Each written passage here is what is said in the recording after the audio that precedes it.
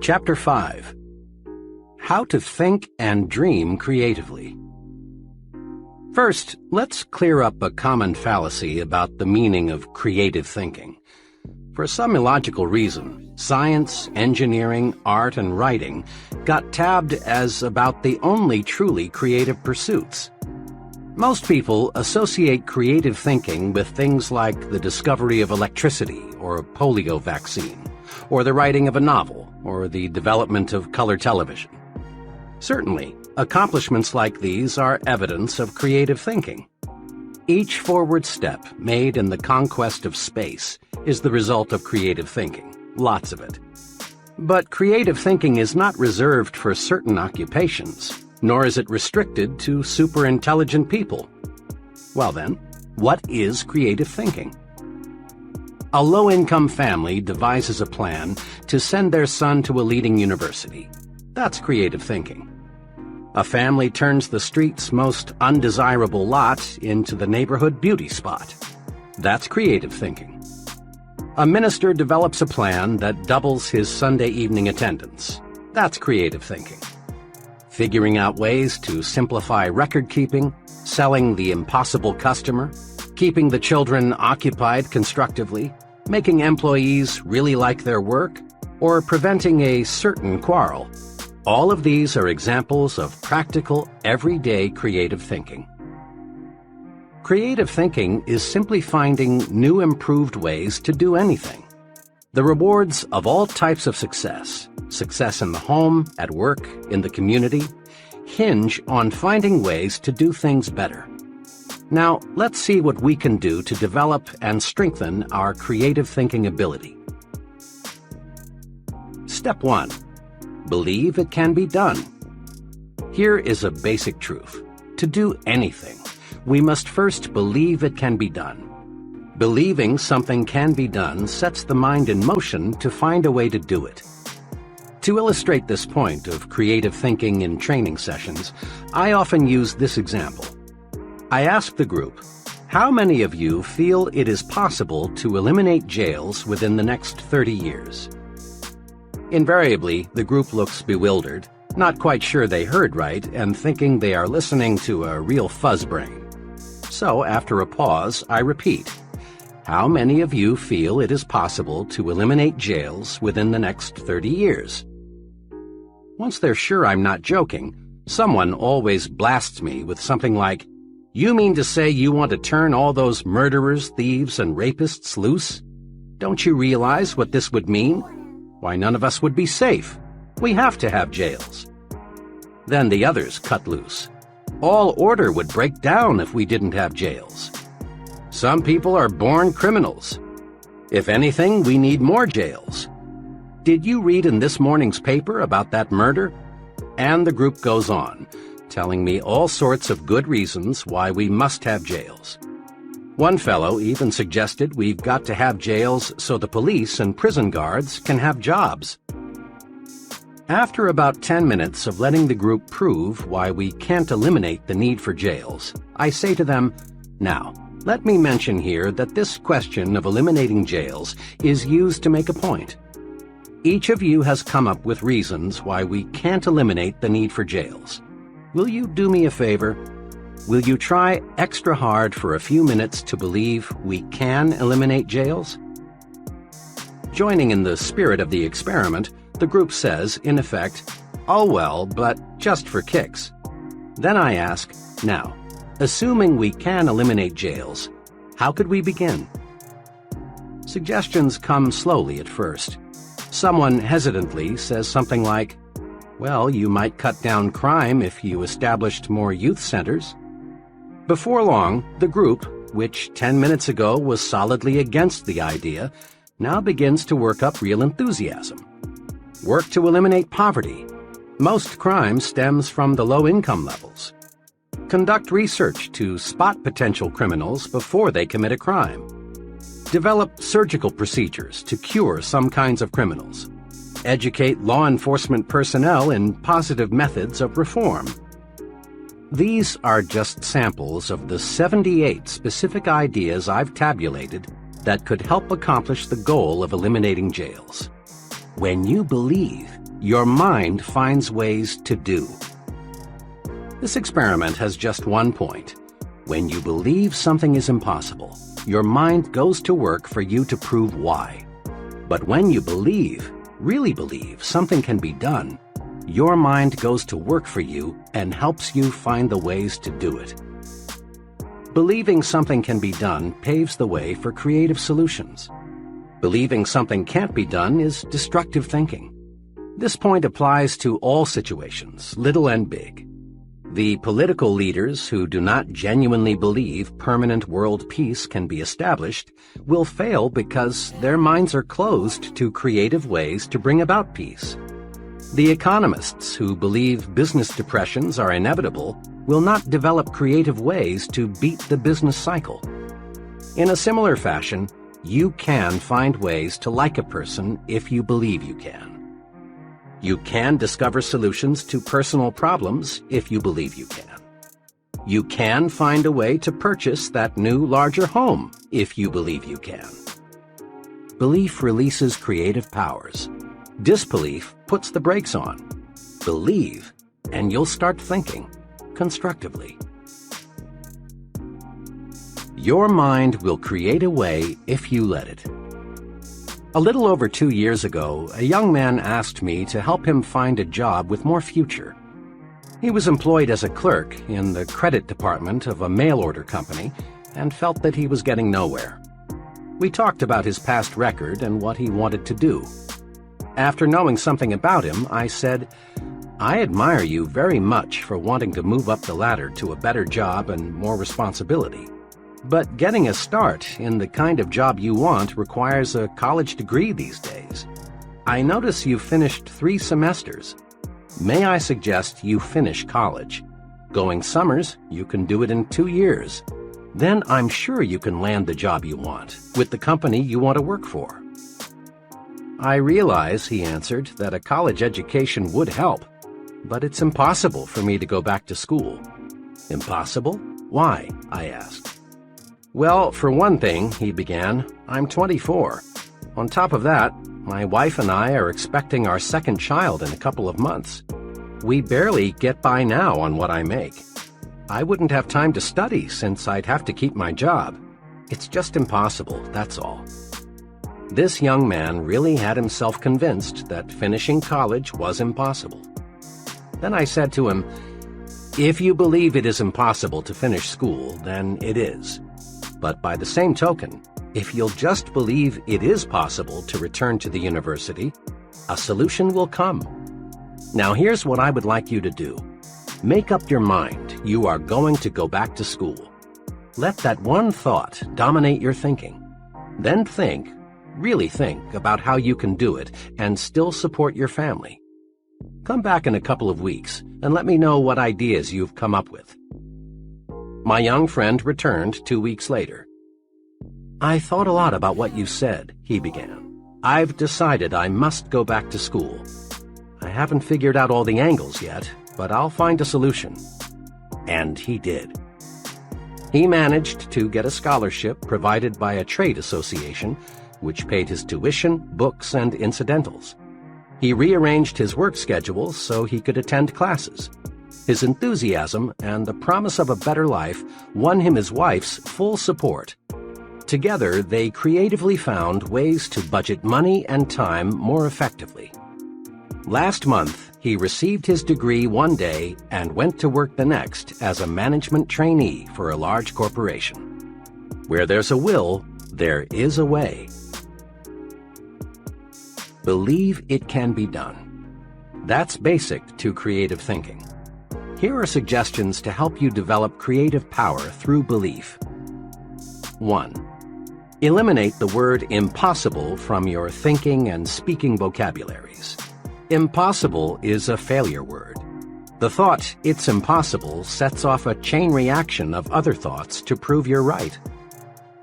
2. Think of something you've been wanting to do but felt you couldn't. Now, make a list of reasons why you can do it. Many of us whip and defeat our desires simply because we concentrate on why we can't, when the only thing worthy of our mental concentration is why we can. Recently, I read a newspaper item that said there are too many counties in most states. The article pointed out that most county boundaries were established decades before the first automobile was built, and while the horse and buggy was the chief mode of travel. But today, with fast automobiles and good roads, there is no reason why 3 or 4 counties could not be combined. This would cut down greatly on duplicated services so that taxpayers would actually get better service for less money. The writer of this article said he thought he had stumbled across a really live idea, so he interviewed 30 people at random to get their reactions. The result? Not one person thought the idea had merit, even though it would provide them with better local government at less cost. That's an example of traditional thinking. The traditional thinker's mind is paralyzed. He reasons, it's been this way for 100 years, therefore it must be good and must stay this way. Why risk a change? Average people have always resented progress. Many voiced a protest toward the automobile on the grounds that nature meant for us to walk or use horses. The airplane seemed drastic to many. Man had no right to enter the province reserved for birds. A lot of status quoers still insist that man has no business in space. One top missile expert recently gave an answer to this kind of thinking. Man belongs, says Dr. von Braun, where man wants to go. Around 1900, a sales executive discovered a scientific principle of sales management. It received a lot of publicity and even found its way into textbooks. The principle was this: there is one best way to sell a product. Find the best way, then never deviate from it. Fortunately for this man's company, new leadership came in time to save the organization from financial ruin. Contrast that experience with the philosophy of Crawford H. Greenwald, president of one of the nation's largest business organizations, E.I. DuPont de Nemours. In a talk at Columbia University, Mr. Greenwald said, "There are many ways in which a good job can be done. As many ways, in fact, as there are men to whom the task is given. In truth, there is no one best way to do anything. There is no one best way to decorate an apartment, landscape a lawn, make a sale, rear a child, or cook a steak. There are as many best ways as there are creative minds. Nothing grows in ice. If we let tradition freeze our minds, new ideas can't sprout. Make this test sometime soon. Propose one of these ideas to someone and then watch his behavior. 1. The postal system, long a government monopoly, should be turned over to private enterprise. 2.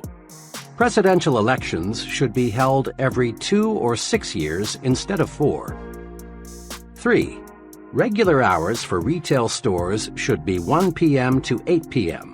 instead of 9 a.m. to 5:30 p.m. 4. The retirement age should be raised to 70. Whether these ideas are sound or practical is not the point. What is significant is how a person handles propositions like these. If he laughs at the idea and doesn't give it a second thought, and probably 95% will laugh at it, chances are he suffers from tradition paralysis.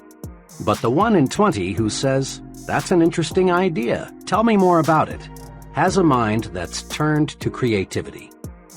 Traditional thinking is personal enemy number 1 for the person who is interested in a creative personal success program. Traditional thinking freezes your mind, blocks your progress, and prevents you from developing creative power. Here are 3 ways to fight it. 1. Become receptive to ideas. Welcome new ideas. Destroy these thought repellents. Won't work, can't be done, it's useless, and it's stupid. A very successful friend of mine who holds a major position with an insurance company said to me, I don't pretend to be the smartest guy in the business, but I think I am the best sponge in the insurance industry. I make it a point to soak up all the good ideas I can. 2. Be an experimental person. Break up fixed routines. Expose yourself to new restaurants, new books, new theaters, new friends. Take a different route to work someday. Take a different vacation this year.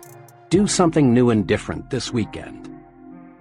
If your work is in distribution, develop an interest in production, accounting, finance, and the other elements of business. This gives you breadth and prepares you for larger responsibilities. 3. Be progressive, not regressive. Not, that's the way we did it where I used to work, so we ought to do it that way here, but how can we do it better than we did it where I used to work? Not backward, regressive thinking, but forward, progressive thinking. Because you got up at 5:30 a.m. to deliver papers or milk the cows when you were a youngster doesn't necessarily mean it's a good idea for you to require your children to do the same. Imagine what would happen to the Ford Motor Company if its management allowed itself to think, "This year we've built the ultimate in automobiles. Further improvement is impossible. Therefore, all experimental engineering and designing activities are hereby permanently terminated." Even the mammoth Ford Motor Company would shrivel fast with this attitude. Successful people, like successful businesses, live with these questions. How can I improve the quality of my performance? How can I do better?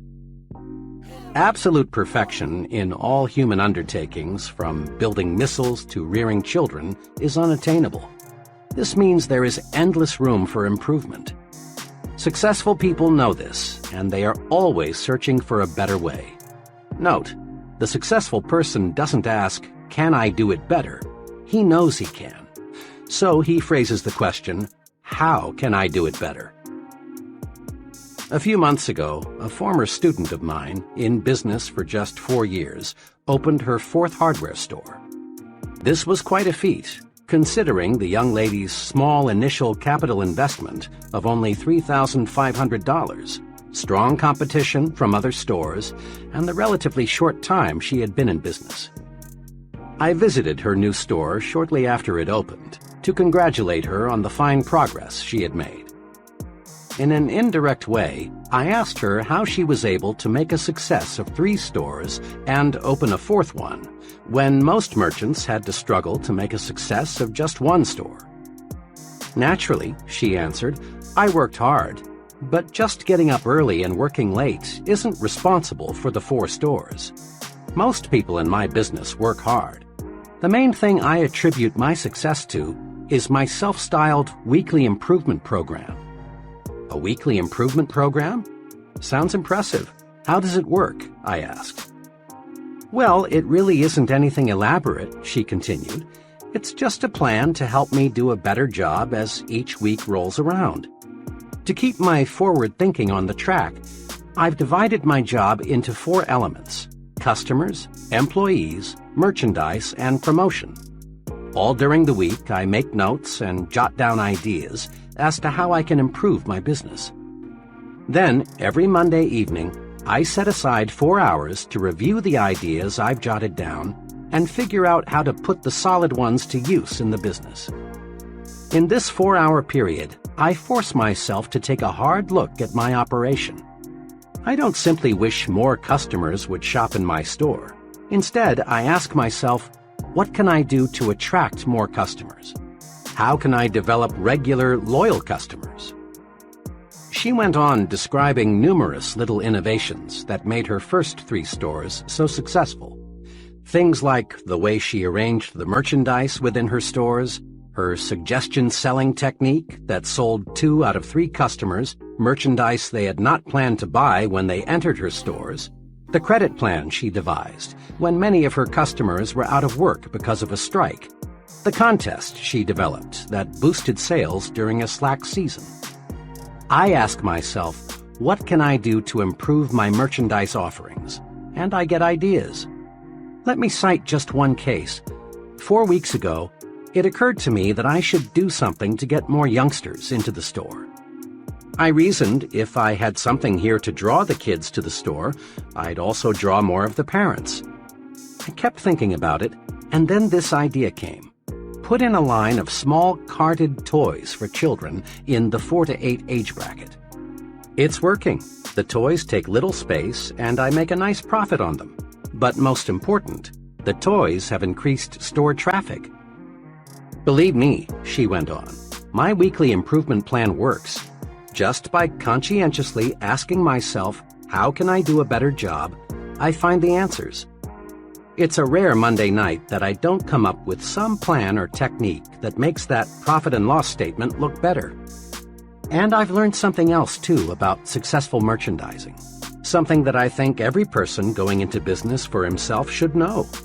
What's that? I asked. Just this. It isn't so much what you know when you start that matters. It's what you learn and put to use after you open your doors that counts most. Big success calls for persons who continually set higher standards for themselves and others. Persons who are searching for ways to increase efficiency, to get more output at lower cost, do more with less effort. Top success is reserved for the I can do it better kind of person. General Electric uses the slogan, progress is our most important product. Why not make progress your most important product? The I can do better philosophy works magic. When you ask yourself, how can I do better? Your creative power is switched on, and ways for doing things better suggest themselves.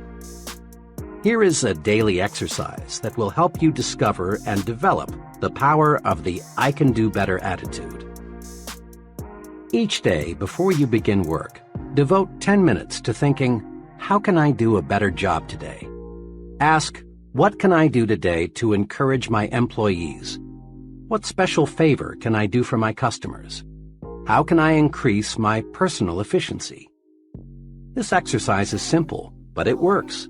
Try it, and you'll find unlimited creative ways to win greater success. Just about every time my wife and I would get together with a certain couple, the conversation would turn to working wives. Mrs. S. had worked several years before her marriage, and she had genuinely liked it. But now, she'd say, I've got 2 youngsters in school, a home to manage, and meals to prepare. I simply haven't got time. Then, one Sunday evening, Mr. and Mrs. S. and their children were in an automobile accident. Mrs. S. and the youngsters escaped serious injury, but Mr. S. received a back injury that left him permanently disabled. Now, Mrs. S. had no choice but to go to work. When we saw her several months after the accident, we were amazed to find how well she had adjusted to her new responsibilities. You know, she said, 6 months ago I never dreamed I could possibly manage the house and work full-time. But after the accident, I just made up my mind that I had to find the time. Believe me, my efficiency has gone up 100%. I discovered a lot of things I was doing didn't need to be done at all. Then I discovered that the children could and wanted to help. I found dozens of ways to conserve time. Fewer trips to the store, less TV, less telephoning, less of those time killers. This experience teaches us a lesson. Capacity is a state of mind. How much we can do depends on how much we think we can do. When you really believe you can do more, your mind thinks creatively and shows you the way. A young bank executive related this personal experience about work capacity. One of the other executives in our bank left us with very short notice. This put our department on the spot. The fellow leaving had filled an important job, and his work couldn't be postponed or left undone. The day after he left, the vice president in charge of my department called me in. He explained to me that he had already talked individually to the 2 others in my group, asking them if they could divide the work of the man who had just left until a replacement could be found. Neither of them flatly refused, said the vice president, but each stated that he is up to his neck now with his own pressing work. I'm wondering if you could handle some of the overload temporarily? Throughout my working career, I've learned that it never pays to turn down what looks like an opportunity. So I agreed and promised to do my very best to handle all the vacated job as well as keep up with my own work. The vice president was pleased at this. I walked out of his office knowing I had taken on a big job.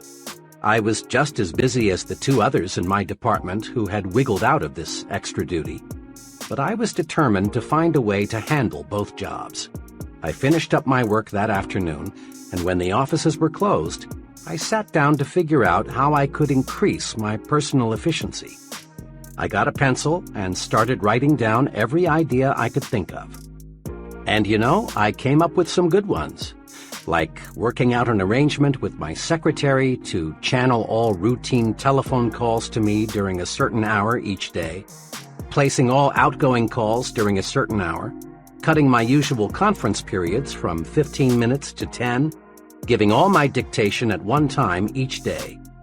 I also discovered my secretary could and was eager to take over a number of little time-consuming details for me. I had been handling my present job for over 2 years, and frankly, I was amazed to discover how much inefficiency I had let creep in.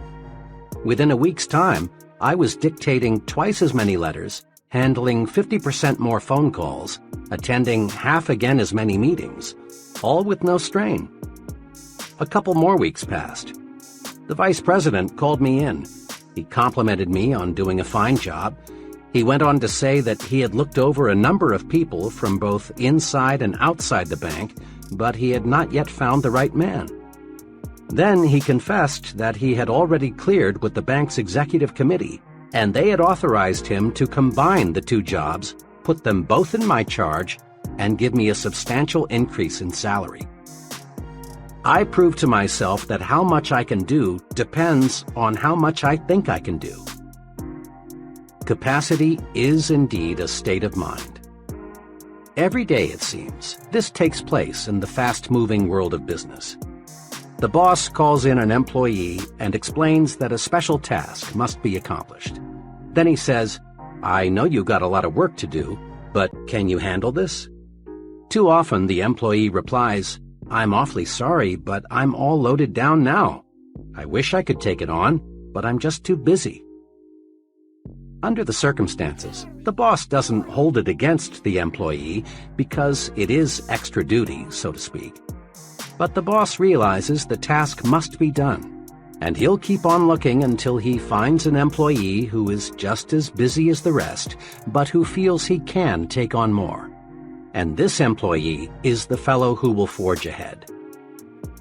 In business, in the home, in the community, the success combination is do what you do better, improve the quality of your output, and do more of what you do, increase the quantity of your output. Convinced it pays to do more and better? Then try this two-step procedure. 1. Eagerly accept the opportunity to do more. It's a compliment to be asked to take on a new responsibility. Accepting greater responsibility on the job makes you stand out and shows that you're more valuable. When your neighbors ask you to represent them on a civic matter, accept. It helps you to become a community leader. 2. Next, concentrate on how can I do more? Creative answers will come. Some of these answers may be better planning and organization of your present work, or taking intelligent shortcuts in your routine activities, or possibly dropping non-essential activities altogether. But let me repeat, the solution for doing more will appear. As a personal policy, I have accepted fully the concept, if you want it done, give it to a busy man. I refuse to work on important projects with persons who have lots of free time. I have learned from painful, expensive experience that the fellow who has plenty of time makes an ineffective work partner. All the successful, competent people I know are busy. When I start something, some project with them, I know it will be satisfactorily completed. I have learned in dozens of instances that I can count on a busy man to deliver, but I have often been disappointed in working with people who have all the time in the world. Progressive business management constantly asks, what can we do to expand output? Why not ask yourself, what can I do to expand my output? Your mind will creatively show you how. In hundreds of interviews with people at all levels, I've made this discovery. The bigger the person, the more apt he is to encourage you to talk. The smaller the person, the more apt he is to preach to you. Big people monopolize the listening. Small people monopolize the talking. Note this also. Top-level leaders in all walks of life spend much more time requesting advice than they do in giving it. Before a top man makes a decision, he asks, how do you feel about it? What do you recommend? What would you do under these circumstances? How does this sound to you? Look at it this way. A leader is a decision-making human machine. Now, to manufacture anything, you've got to have raw material. In reaching creative decisions, the raw materials are the ideas and suggestions of others. Don't, of course, expect other people to give you ready-made solutions. That's not the primary reason for asking and listening. Ideas of others help to spark your own ideas, so your mind is more creative. Recently, I participated as a staff instructor in an executive management seminar. The seminar consisted of 12 sessions. One of the highlights of each meeting was a 15-minute discussion by one of the executives on the topic, How I Solved My Most Pressing Management Problem.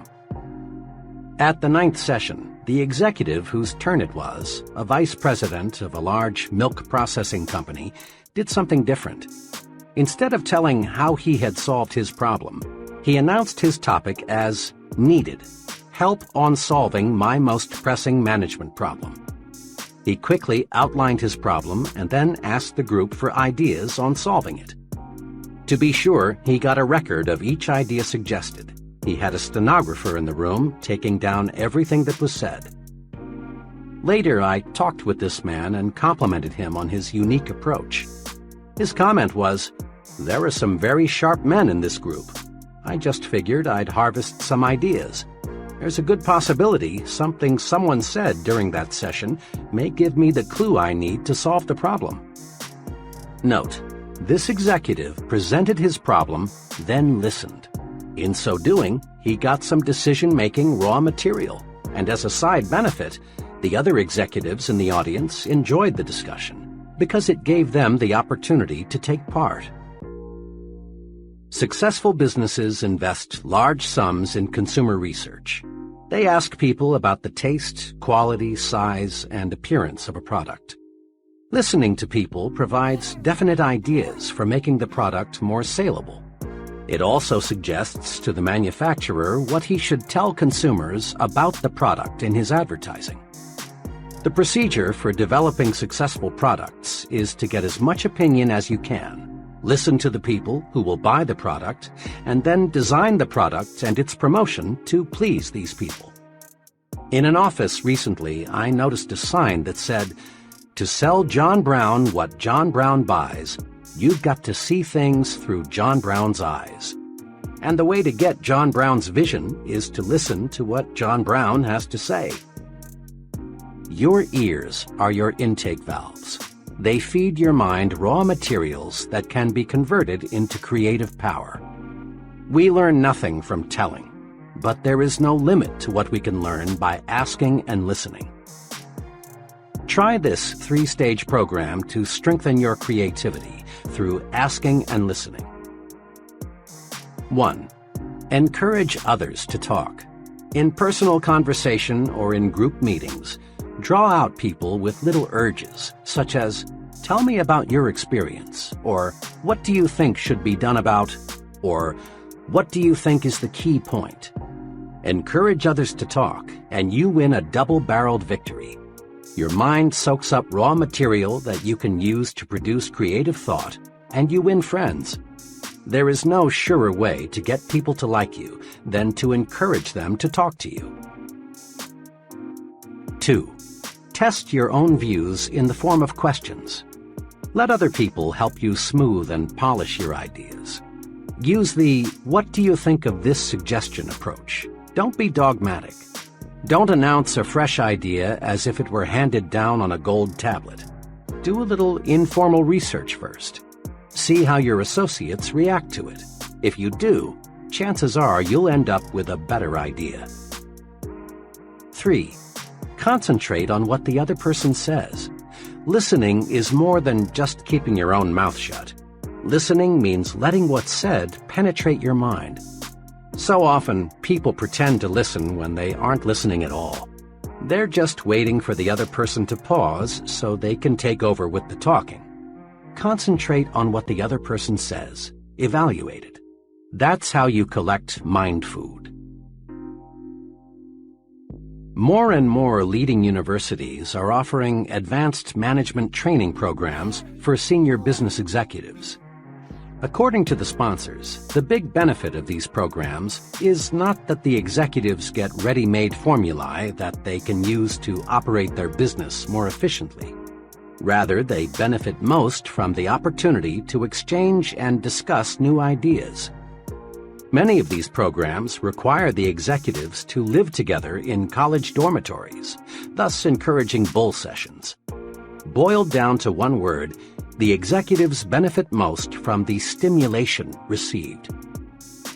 A year ago, I directed 2 sessions in a 1-week sales management school in Atlanta, sponsored by the National Sales Executives Incorporated.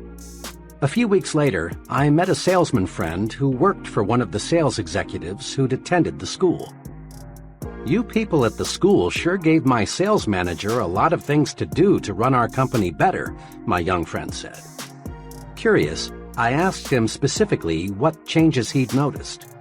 He reeled off a number of things: a revision in the compensation plan, sales meetings twice a month instead of once a month, new business cards and stationery, a revision in sales territories, not one of which was specifically recommended in the training program. The sales manager didn't get a bunch of canned techniques. Instead, he got something much more valuable: the stimulation to think of ideas directly beneficial to his own particular organization. A young accountant for a paint manufacturer told me about a very successful venture of his that was sparked by the ideas of others. "I never had more than a casual interest in real estate," he told me.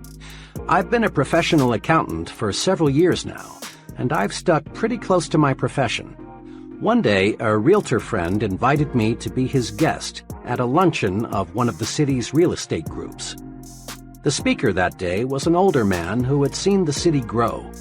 His talk was about the next 20 years. He predicted that the metropolitan area would continue to grow far out into the surrounding farmland.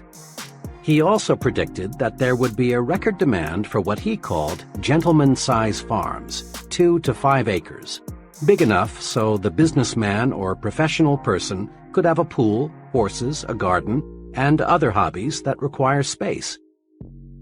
This man's talk really stimulated me. What he described was exactly what I wanted.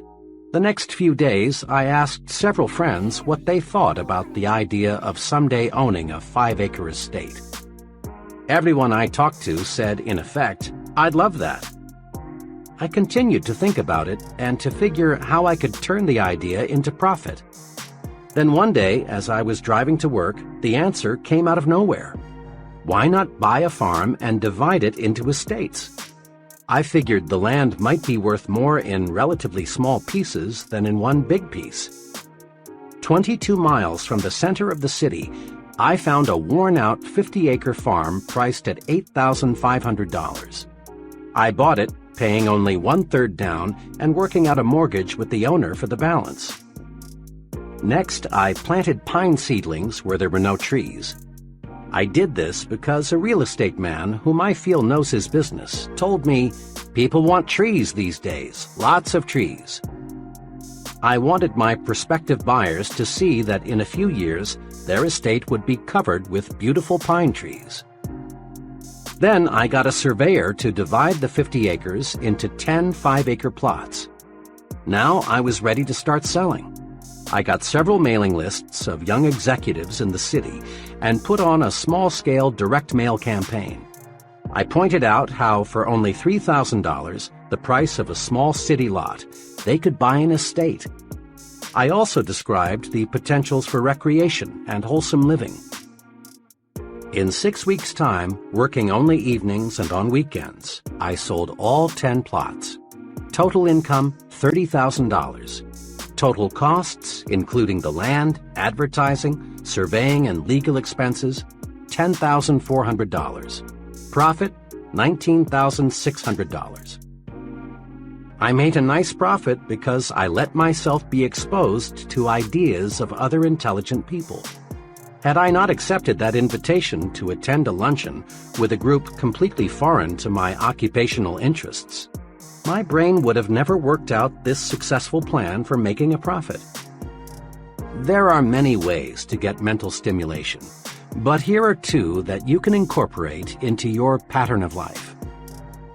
First, join and meet regularly with at least one professional group that provides stimulation in your own occupational area.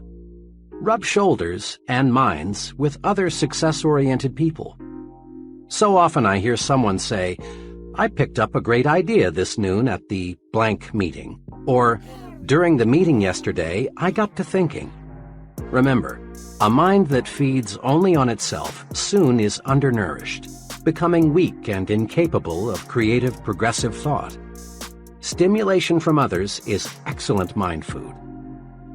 Second, join and participate in at least one group outside your occupational interests. Association with people who have different job interests broadens your thinking and helps you to see the big picture. You'll be surprised how mixing regularly with people outside your occupational area will stimulate your on-the-job thinking. Ideas are fruits of your thinking, but they've got to be harnessed and put to work to have value. Each year, an oak tree produces enough acorns to populate a good-sized forest. Yet from these bushels of seeds, perhaps only 1 or 2 acorns will become a tree. The squirrels destroy most of them, and the hard ground beneath the tree doesn't give the few remaining seeds much chance for a start. So it is with ideas. Very few bear fruit. Ideas are highly perishable. If we're not on guard, the squirrels, negative-thinking people, will destroy most of them. Ideas require special handling from the time they are born until they're transformed into practical ways for doing things better. Use these 3 ways to harness and develop your ideas. 1. Don't let ideas escape. Write them down. Every day, lots of good ideas are born only to die quickly because they aren't nailed to paper. Memory is a weak slave when it comes to preserving and nurturing brand new ideas. Carry a notebook or some small cards with you. When you get an idea, write it down. A friend who travels a lot keeps a clipboard beside him so that he can write down an idea the instant it occurs to him. People with fertile creative minds know a good idea may sprout anytime, any place. Don't let ideas escape, else you destroy the fruits of your thinking. Fence them in. 2. Next, review your ideas. File these ideas in an active file. The file can be an elaborate cabinet or it can be a desk drawer. A shoebox will do. But build a file and then examine your storehouse of ideas regularly.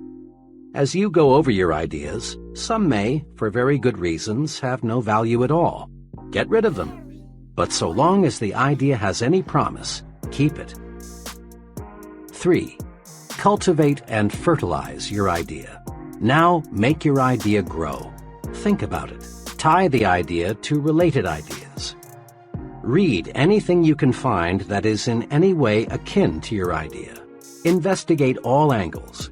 Then, when the time is ripe, put it to work for yourself, your job, your future. When an architect gets an idea for a new building, he makes a preliminary drawing. When a creative advertising person gets an idea for a new TV commercial, he puts it into storyboard form, a series of drawings that suggest what the idea will look like in finished form. Writers with idea prepare a first draft. Note: shape up the idea on paper. There are two excellent reasons for this. When the idea takes tangible form, you can literally look at it, see the loopholes, see what it needs in the way of polish. Then, too, ideas have to be sold to someone. Customers, employees, the boss, friends, fellow club members, investors. Somebody must buy the idea, else it has no value. One summer, I was contacted by two life insurance salesmen. Both wanted to work on my insurance program. Both promised to return with a plan for making the needed changes. The first salesman gave me strictly an oral presentation. He told me in words what I needed, but I soon was confused. He brought in taxes, options, Social Security, all the technical details of insurance programming. Frankly, he lost me, and I had to say no. The second salesman used a different approach. He had charted his recommendations. All the details were shown in diagram form. I could grasp his proposal easily and quickly because I could literally see it. He sold me. Resolve to put your ideas in saleable form. An idea written or in some sort of picture or diagram form has many times more selling power than the idea presented only in oral form. Use these tools and think creatively. 1. Believe it can be done. When you believe something can be done, your mind will find the ways to do it. Believing a solution paves the way to solution. Eliminate impossible, won't work, can't do, no use trying from your thinking and speaking vocabularies. 2. Don't let tradition paralyze your mind. Be receptive to new ideas. Be experimental. Try new approaches. Be progressive in everything you do. 3. Ask yourself daily, how can I do better? There is no limit to self-improvement. When you ask yourself, how can I do better, sound answers will appear. Try it and see. 4. Ask yourself, how can I do more? Capacity is a state of mind. Asking yourself this question puts your mind to work to find intelligent shortcuts. The success combination in business is: do what you do better, improve the quality of your output, and do more of what you do, increase the quantity of your output. 5. Practice asking and listening. Ask and listen, and you'll obtain raw material for reaching sound decisions. Remember, big people monopolize the listening. Small people monopolize the talking. 6. Stretch your mind. Get stimulated. Associate with people who can help you think of new ideas, new ways of doing things. Mix with people of different occupational and social interests.